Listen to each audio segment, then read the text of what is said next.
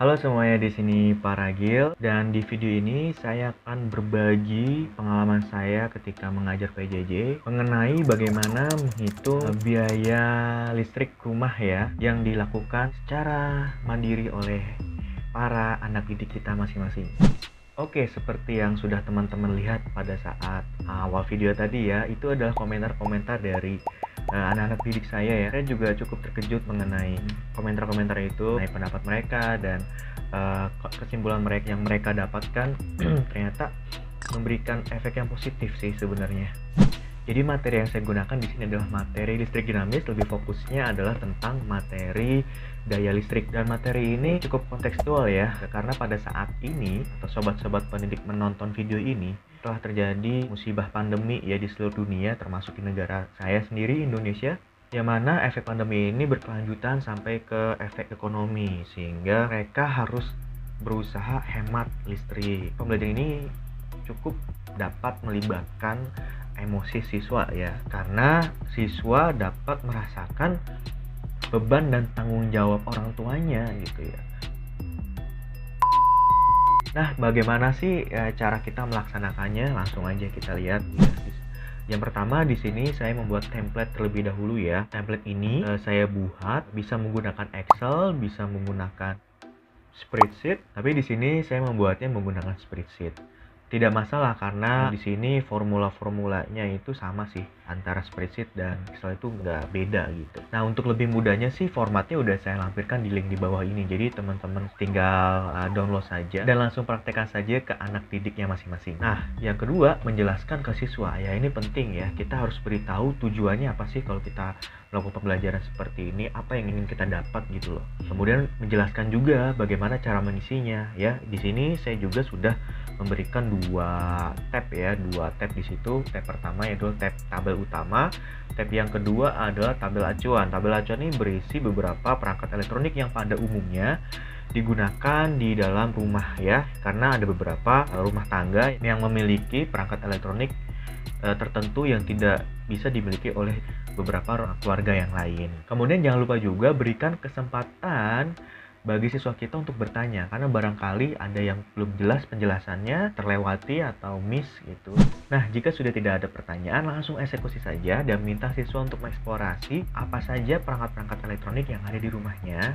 Input saja ke tabel, kemudian beban dayanya berapa, kemudian penggunaan jam per harinya berapa. Seperti itu. Nah, ketika siswa menginput data-data tadi ya, 3 data tadi, itu secara otomatis akan muncul biaya per bulannya ya. Nah, jika sudah muncul total biaya per bulannya, kita bisa minta siswa untuk saling berdiskusi, saling sharing kepada teman-temannya ya, saling berbagi pendapat. Menurut dia itu biaya listrik di rumah dia itu mahal atau murah gitu. Jadi bisa berbagi, oh ternyata di rumah kamu bisa lebih murah ya, gimana sih caranya. Ternyata dia sudah bisa menerapkan pola hidup hemat listrik. Yang belum bisa menerapkan pola hidup hemat listrik, mau tidak mau kan jadi gitu. Jadi saling belajar satu sama lain.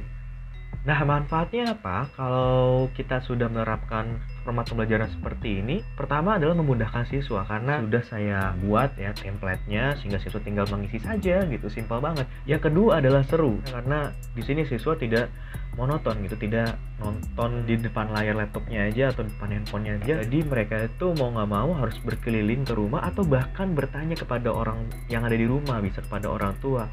Pah, Ma, kira-kira perangkat elektronik apa saja sih yang ada di rumah, dayanya berapa sih, seperti itu. Dan yang tidak kalah penting adalah peduli. Jadi siswa itu tidak hanya tahu, oh ternyata daya listrik tuh konsepnya seperti ini ya, tapi bisa menumbuhkan rasa kepedulian siswa kita ya terhadap beban dan tanggung jawab orang tuanya masing-masing, seperti itu. Kemudian siswa juga bisa sadar ya, ternyata dia itu masih belum begitu hemat menggunakan energi listrik di rumahnya, seperti itu, sehingga mereka bisa berinisiatif untuk lebih hemat lagi, mengurangi konsumsi perangkat elektronik yang ada di rumahnya, seperti itu. Nah, lebih jauh lagi mereka juga bisa tahu ini bisa kita kasih informasi bahwa ketika melakukan penghematan listrik di rumahnya, itu juga secara otomatis mengurangi penggunaan atau konsumsi energi yang tidak dapat diperbarukan, karena dalam hal ini di negara kita masih cukup banyak sumber-sumber energi listrik yang menggunakan energi fosil ya, seperti itu, yang tidak bisa diperbarui dan akan habis pada waktunya. Nah, semua ini bukan berarti tanpa kekurangan ya teman-teman.